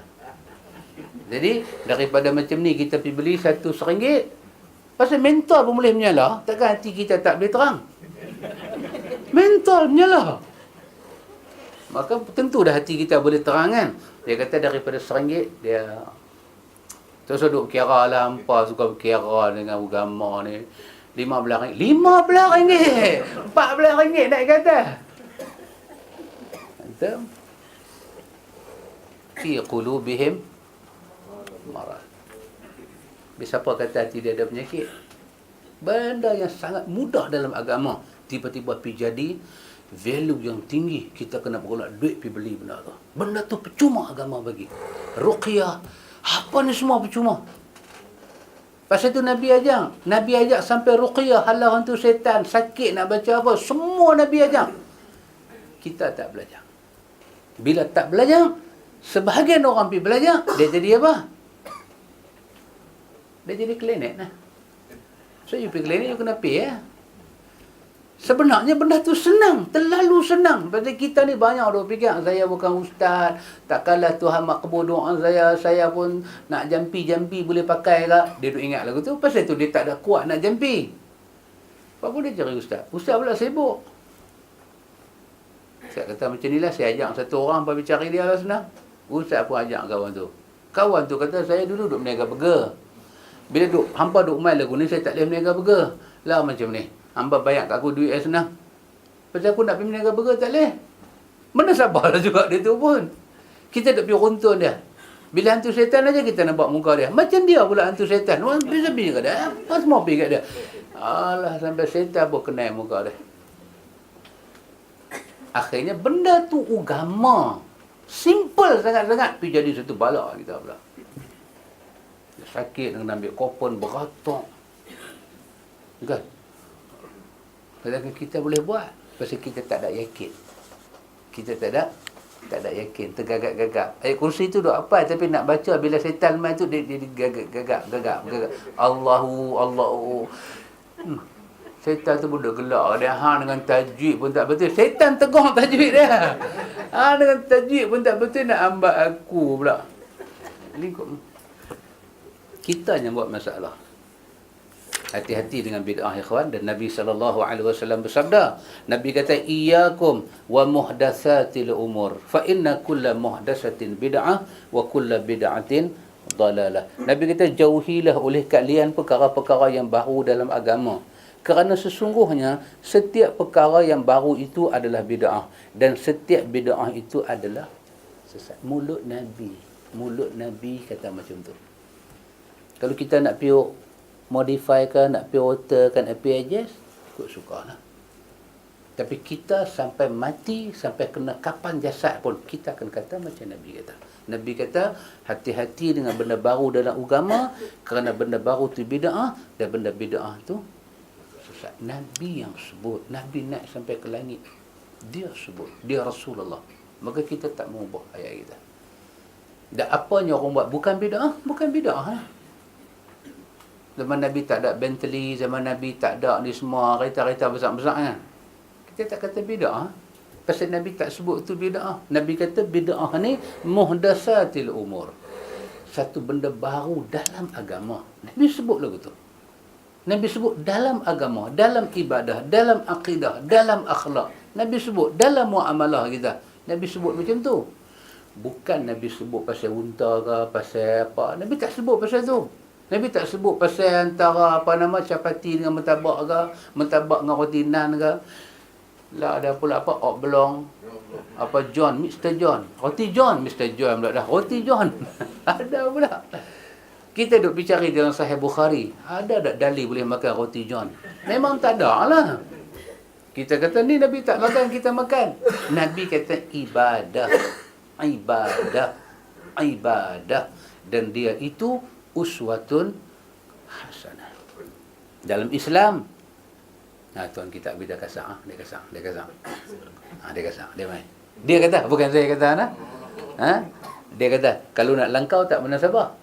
Dia kata, saya ulang lagi sekali ni, dia kata dalam Islam, dia kata tidak ada bid'ah hasanah. Dia kata, saya pembaca berita aja, tak ada apa-apa. Dia kata penulis kitab kita ni, dalam Islam tidak ada bid'ah hasanah. Sebab sabda Nabi SAW, semua bid'ah adalah sesat. Menunjukkan bahawa semua bid'ah sesat, meskipun orang memandangnya baik. Dalam Islam dia kata tak ada bid'ah hasanah. Dia kata. Betul lah. Dia kata. Bukan saya kata, dia kata. Kalau ikut dia ni betul ya, kalau ikut dia betul ya. Macam ustaz je lah. Jangan tanya saya, dia kata. Saya tak penting, dia kata. Kita duk baca buku dia. Yalah, ustaz duk berterang, benar. Saya terang macam dia terang lah. Dan dia kata lagu tu. Cuma kita. Ada kawan cakap, ada bidah. Sunnah juga lah, dia kata Imam Syafi'i. Bidah sana tu keluar daripada agama, bukan yang dalam agama. Bidah sana apa yang kita buat tidak ada dalam zaman Rasul, keluar daripada agama. Mungkin lah. Wallahu a'lam. Kita macam ni, ikhwan. Kita dalam ilmu kita boleh berbeza pandangan dengan orang. Itu tak salah. Itu sifat ilmu.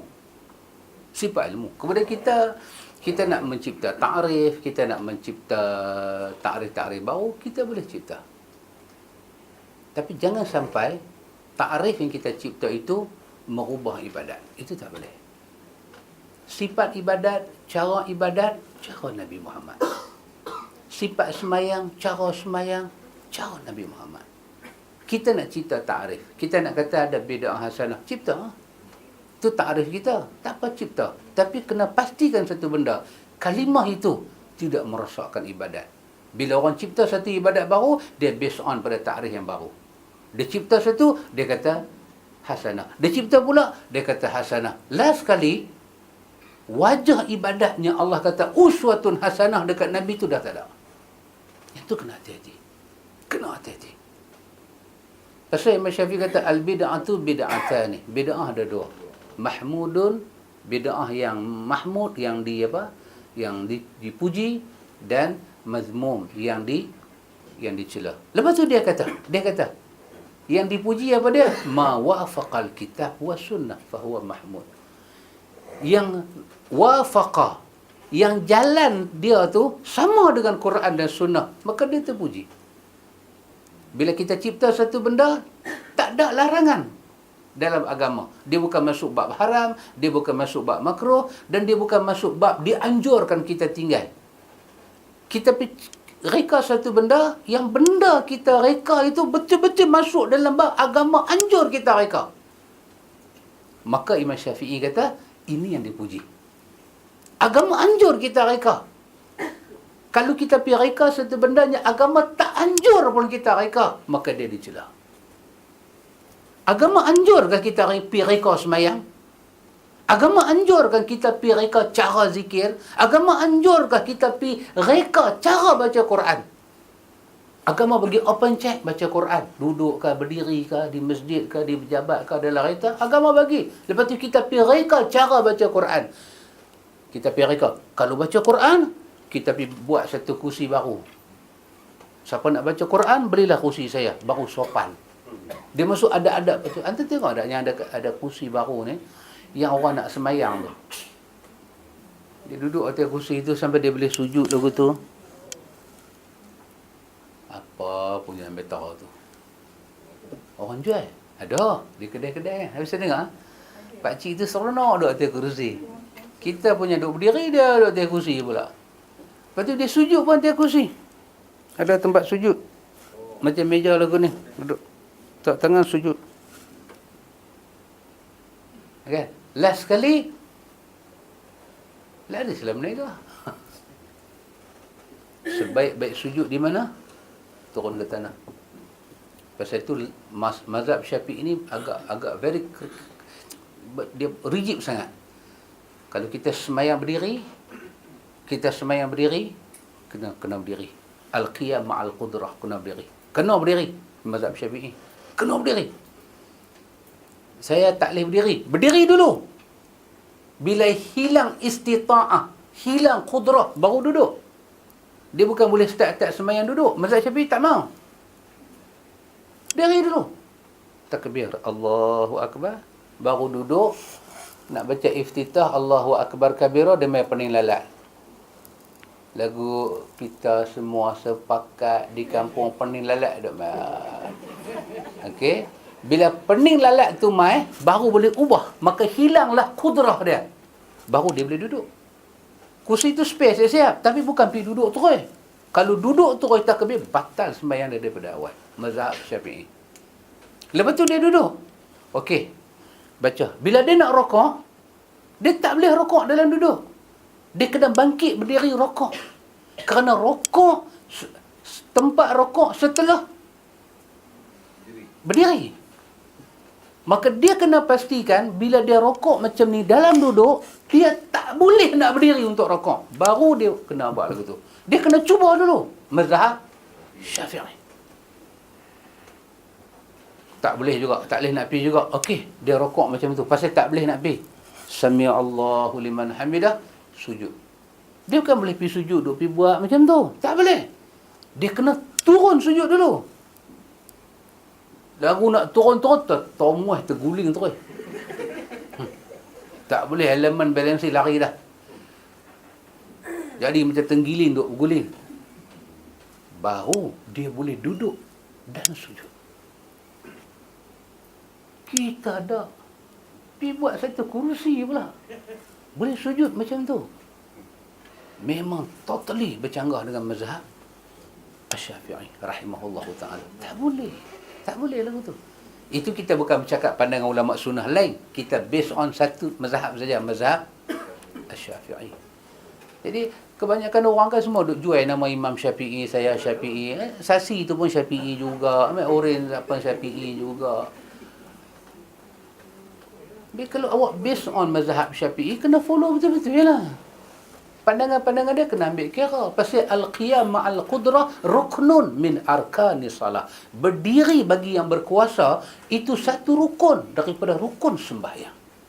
Tak boleh satu rukun diganti dengan benda lain, kecuali kita tak mampu nak menyempurnakan rukun itu. Dan kita kena buat dulu. Takat mana yang tak boleh, barulah itu dikira sebagai ma'zur, satu keuzuran untuk kita dalam mazhab Asy-Syafi'i. Saya ingat tak payah baca kitab panjang-panjang, pergi buka Majmu' pun ada, pergi buka Al-Um pun ada, hak saya kata ni. Hak buka kitab panjang-panjang tu besar sangat. Ringkas-ringkas aja kitab aja ni, ringkas-ringkas ni jumpa apa yang diputuskan oleh mereka.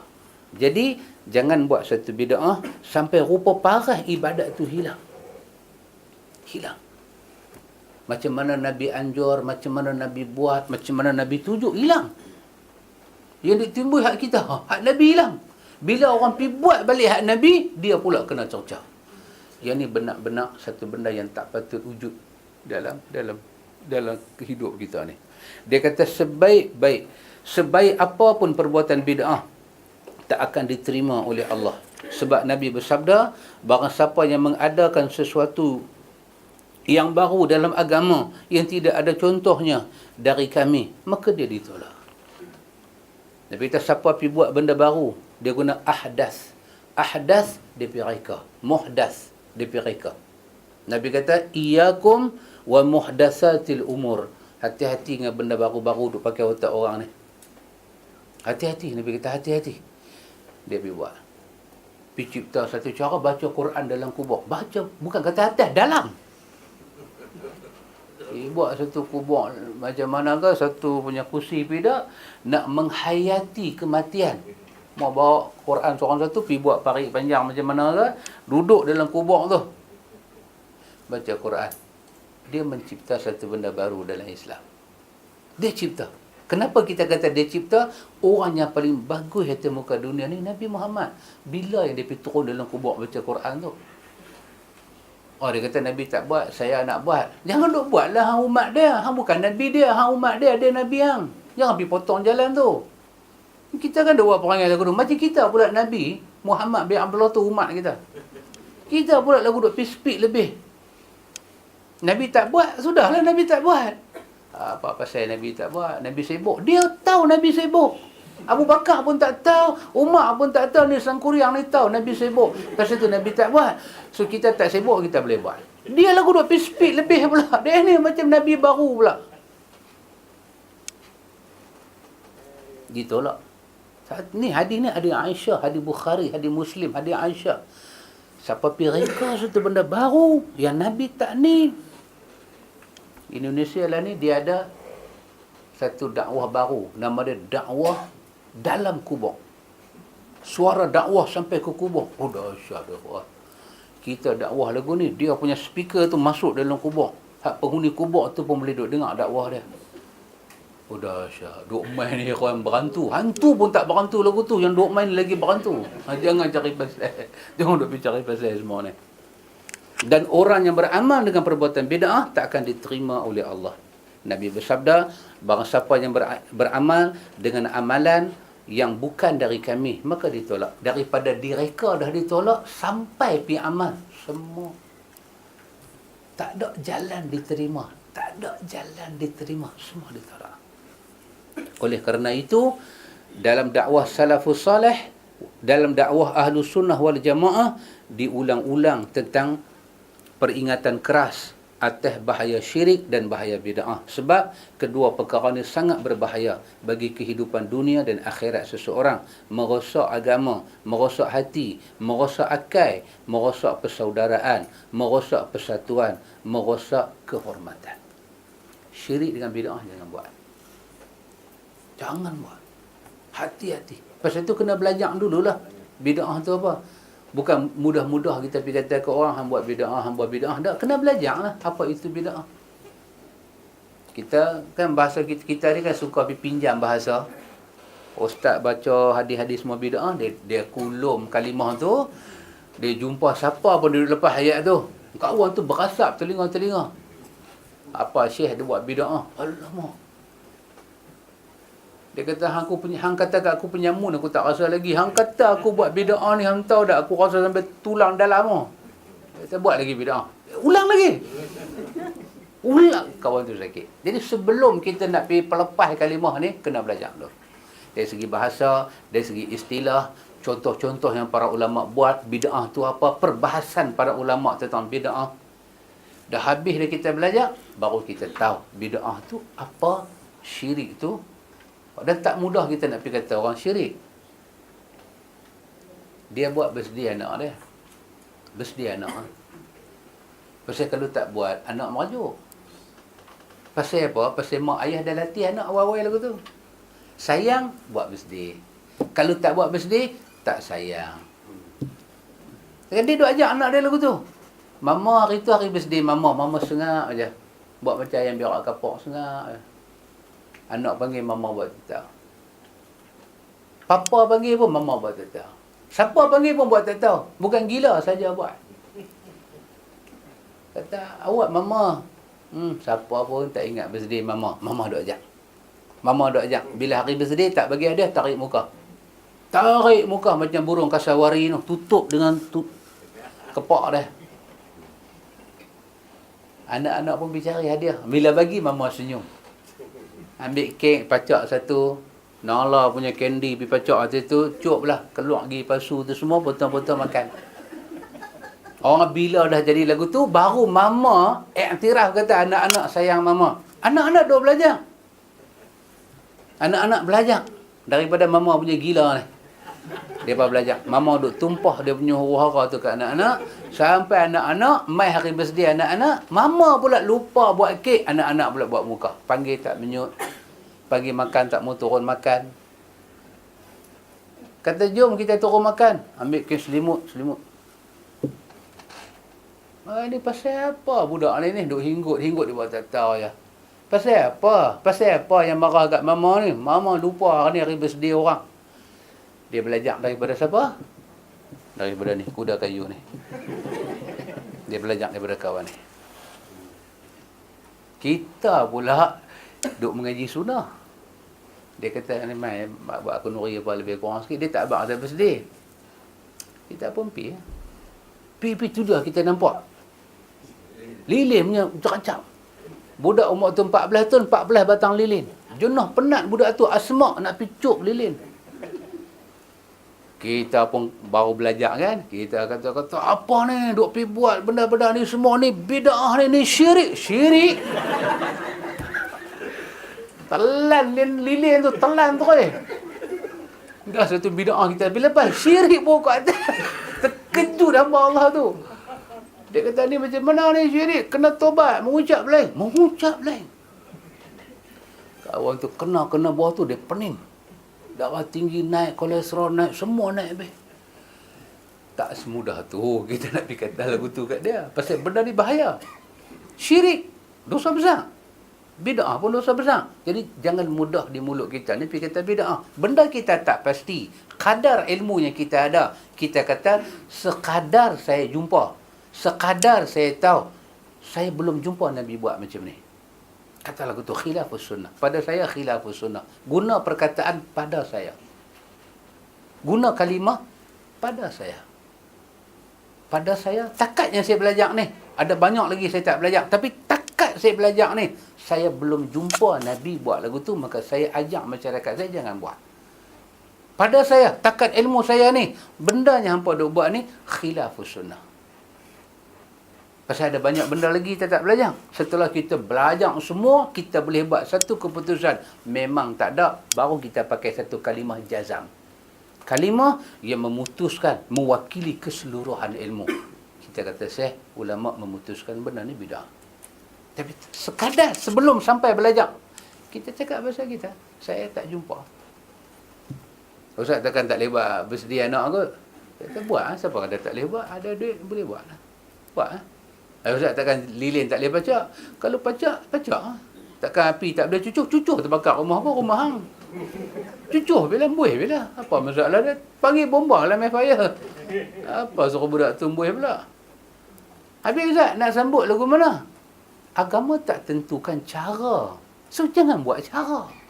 Bila you buat cara, bila mai hari birthday orang tak ikut cara tu, you tak iktiraf kata dia sayang anak dia. Ni masalah dia. Ni nama dia man ahdasa. Siapa pi reka-reka. Why not? Hari lahir juga hari besar. Pegang dia apa? Pergilah jalan tak mana-mana. Duk pantai ke? Pantai Remeh ke? Pusin. Baca mana ni? Aja. Sometimes kita bagi hadiah. Sometimes sengam tu saya bagi apa? Habang kata benda tu bukan tuntutan pun. Tapi bila you buat every year sampai tak buat, nak teriak, nak pergi, nak bunuh diri, ambil gantung atas kipas. Pasal apa nak bunuh diri ni? Pasal apa? Mama tak buat birthday. Birthday punya pasal apa nak mati ke? Pasal apa? Pasal kita ajak. Dia jadi daging darah. Tukar. Cara tu mau tukar.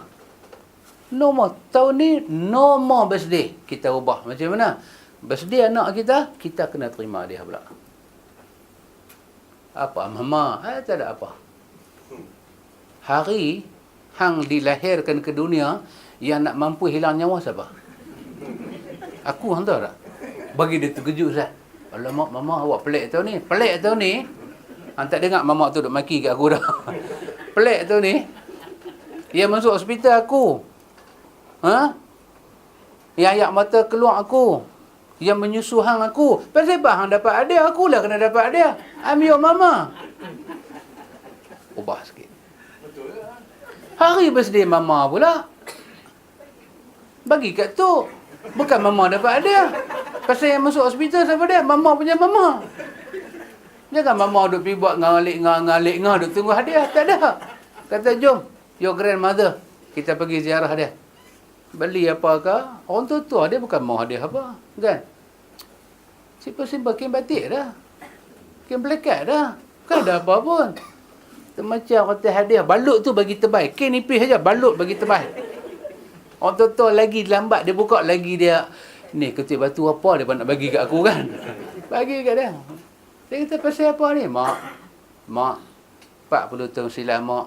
Lah ni umur cik pun dah 40, 50 mak. 50 tahun silam mak masuk hospital.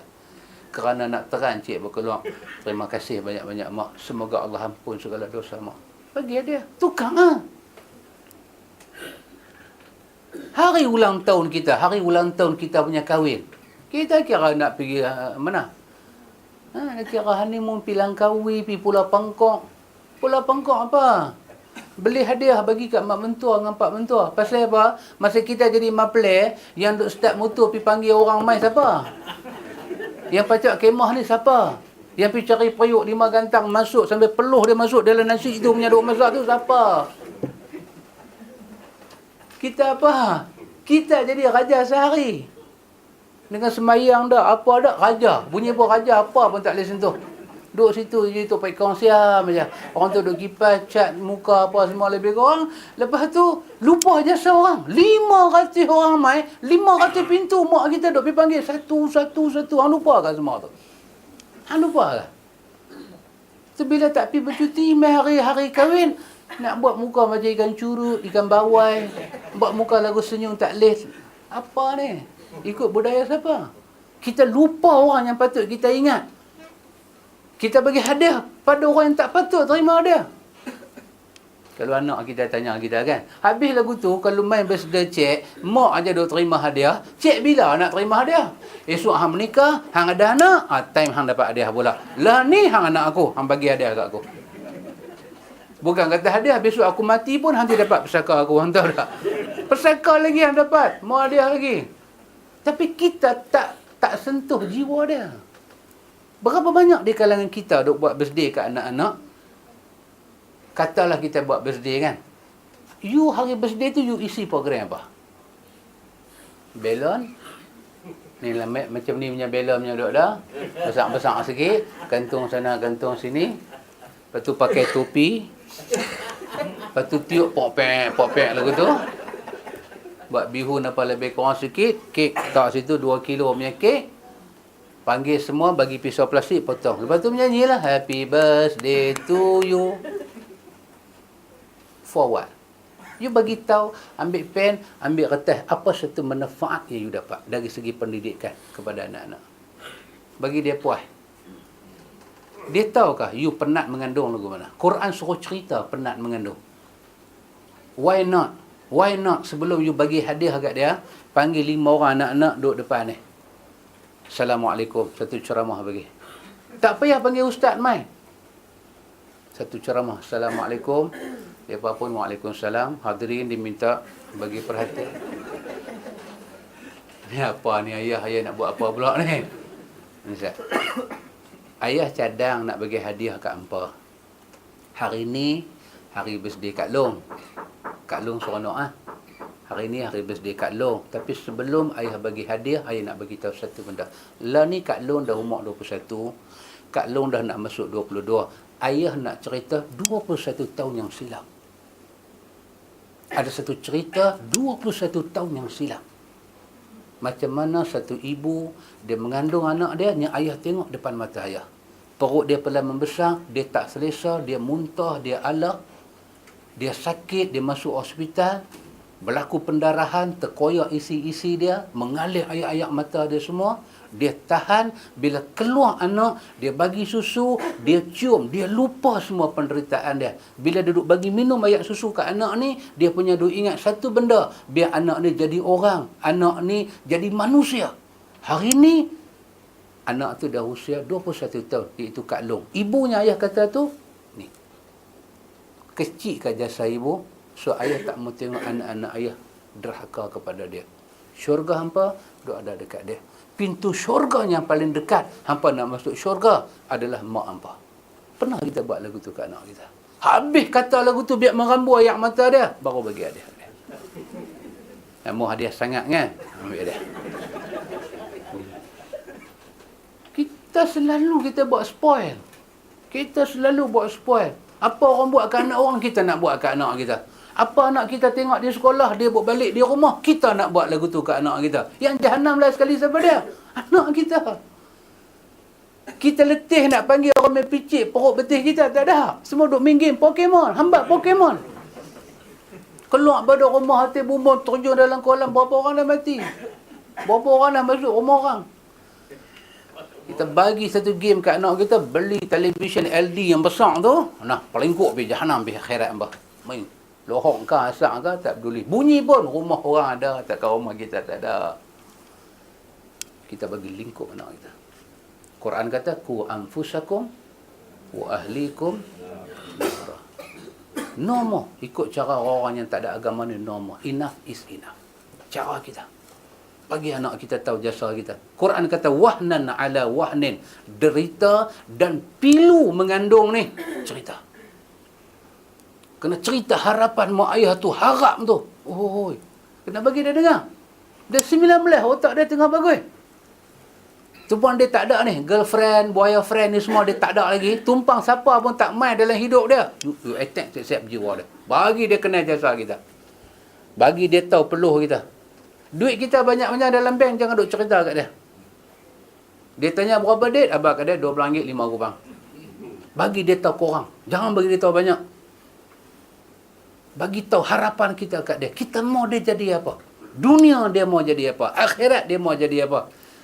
Pegang jiwa dia, genggam jiwa dia elok.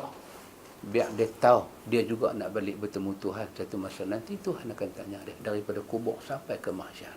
Bila benda tu kita tak bagi kat anak-anak kita, ikhwan, kita susah. Kita jadi susah, ikhwan. Anak kita umur 4 tahun boleh menari, kita seronok. Kepala otak betul-betul. Cerdik, ikhwan. Budak-budak ni kita tengok otak cerdik. Style dia tu, dengan gaya dia tu. 5 tahun, Gangnam Style duk nari. Gangnam Style. Bapak kata Alhamdulillah, pilihan Tuhan. Kita saja tanya, ni dah 6 tahun cerdik ni, kurang apa dah macam. Bapak kata bukan, kata dia, saya pun baru Iqra' 1. Bapa, Iqra' 1. Hang tak malu ke kat Tuhan? Tak malu ke sikit kat Tuhan? Tuhan bagi anak, Tuhan bagi yang tu, Tuhan bagi yang ni. Hang tak malu ke kat Tuhan? Bersih budak tu. Bagilah kebaikan dekat dia, bagi. InsyaAllah ikhwan, lepas ni kita masuk yang ketiga. Dia kata dosa dan maksiat juga menyebabkan hati satu orang itu menjadi sakit.